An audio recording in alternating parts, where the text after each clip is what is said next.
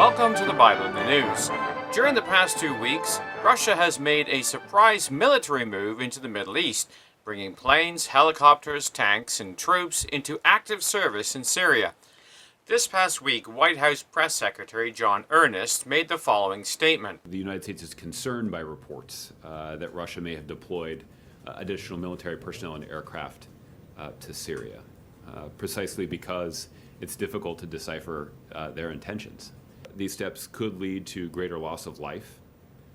They could increase refugee flows and risk confrontation with the counter-ISIL coalition that's operating inside of Syria. CNN reported on Wednesday, September 23rd, that Russia may be preparing to station troops at 2 new sites in Syria as it continues its rapid military buildup in the conflict-ravaged nation, a research firm says. Jane's analysis said that they observed a substantial increase in Russian combat jets near Latakia, counting 4 Su-30 SM multi-role combat aircraft and 12 Su-25 ground attack aircraft, 12 Su-24M attack fighters. That chimes with an assessment provided to CNN by U.S. officials earlier this week that Russia has more than 25 fighter and attack aircraft, 15 helicopters, 9 tanks, and 3 surface-to-air missile systems, and at least 500 personnel on the ground in Syria. End quote. Well, the article points out American figures are sounding the alarm bells against America's lack of decisive action in the region. Retired General David Petraeus, the former commander of U.S. forces in both Iraq and Afghanistan, said on Tuesday that he believed Moscow was trying to shore up the al-Assad regime in order to preserve Russian influence in the Middle East. Russia's recent military escalation in Syria is a further reminder that when the U.S. does not take the initiative, others will fill the vacuum, often in ways that are harmful to our interests, Petraeus said before the Senate Armed Services Committee. End quote. Well, this isn't an insignificant event. As the Hindu newspaper reported on September the 24th, President Vladimir Putin seems to be set for a grand bargain over Syria.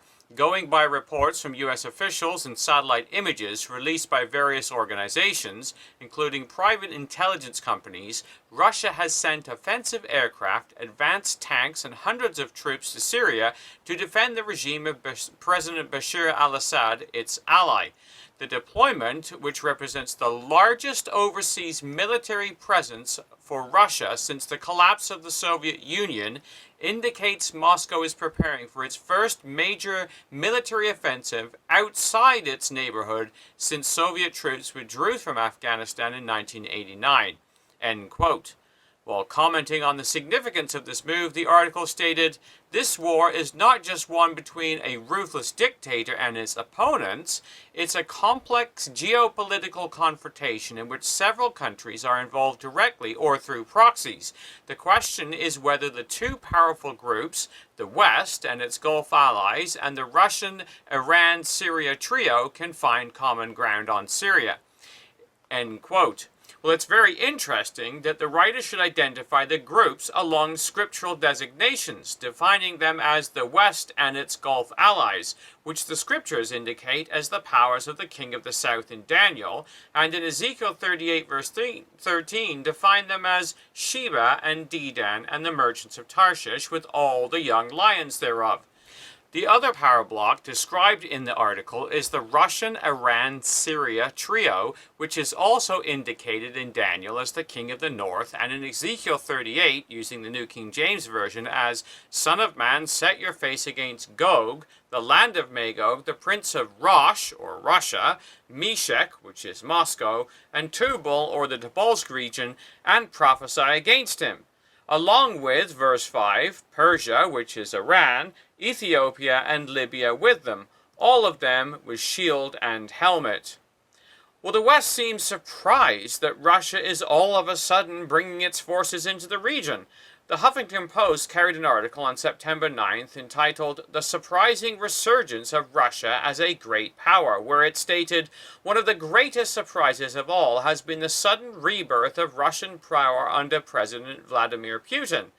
Putin has re-established himself as a great power, courting authoritarian and often corrupt regimes all over the world.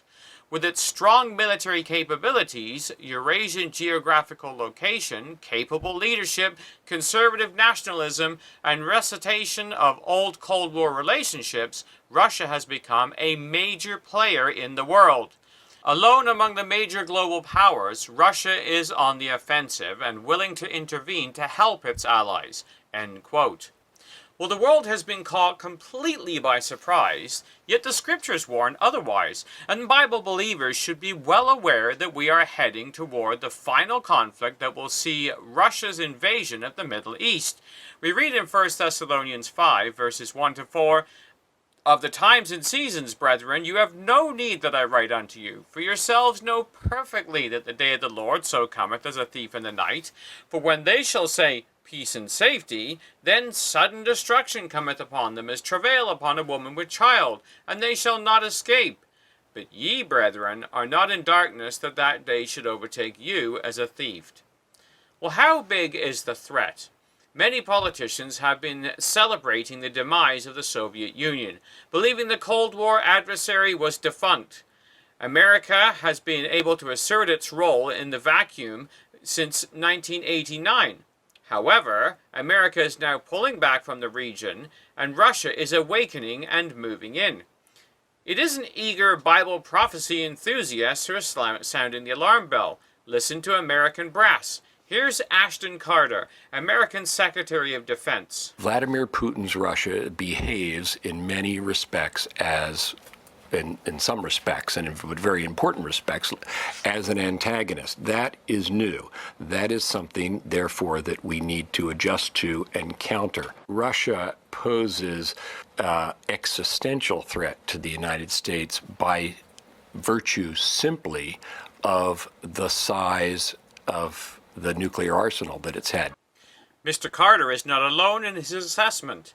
General Joseph Dunford, incoming Joint Chiefs of Staff Chairman, stated the following. If you want to talk about a nation that could pose an existential threat to the United States, I'd have to point to Russia. And if you look at their behavior, it's nothing short of alarming.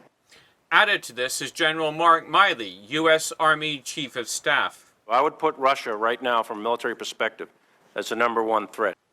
The National Post carried an article on September 16, 2015 under the headline, "The Russian Bear in Sheep's Clothing," with the subhead, "Why We Shouldn't Trust Putin When It Comes to Syria."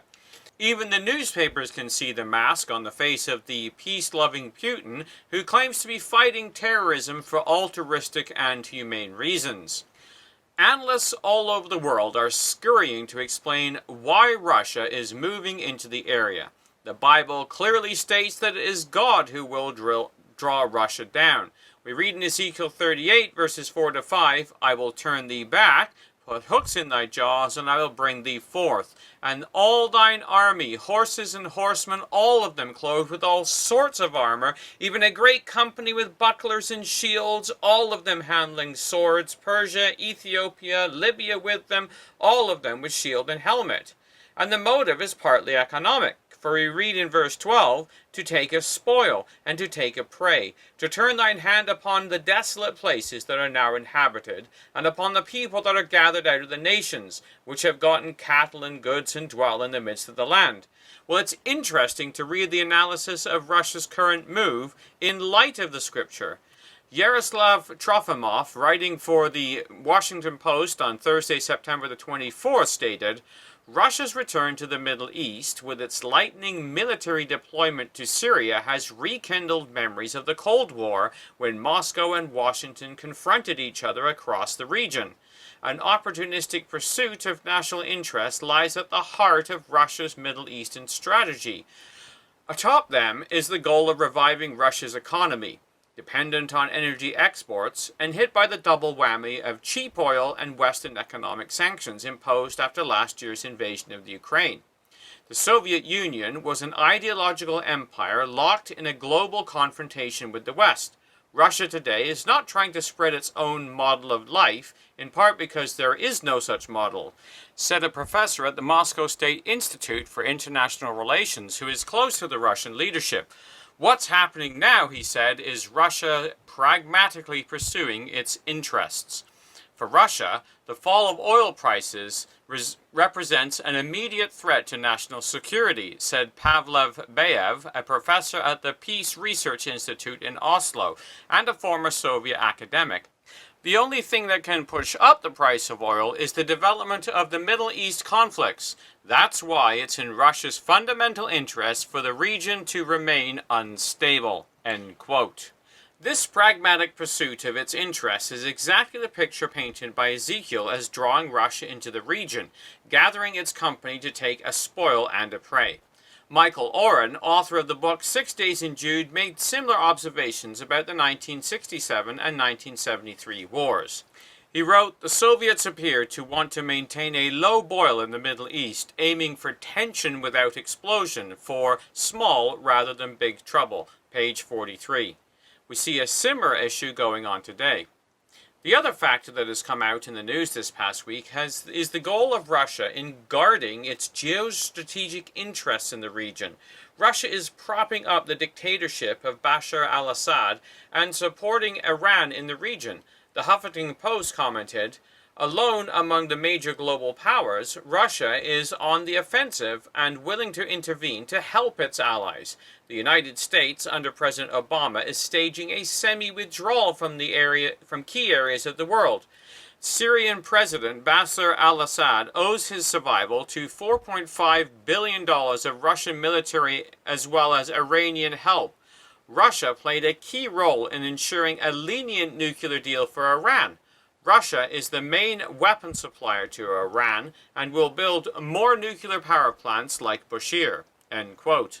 Well, this is in perfect harmony with the words of Ezekiel 38 that describe Russia's behavior to its client states at the time of the end, where we read in verse 7, "Be thou prepared, and prepare for thyself, thou and all thy company that are assembled unto thee, and be thou a guard unto them." We are not witnessing Armageddon taking place in the Middle East, but the setting of the stage as summarized by the prophets. Russia is resurgent as an existential threat to the world peace. America is retreating in measure from the Middle East, creating a power vacuum. Russia is being drawn by economic reasons into the region. Russia is arming and guarding its allies. It may well be that the battle with ISIS will serve as the pretense for a Russian presence. The coming battle may bring a greater degree of peace and security to the region, setting the stage for the evil thought that Russia will have and its invasion of Israel. The power blocks are being assembled in the Middle East according to the words of the prophets penned many years ago. And as Russia prepares itself, we need to prepare ourselves for the stealthy advent of the coming of the Lord, which will catch the world by surprise, but should not come upon us as a thief in the night. We continue to watch the Bible in the News.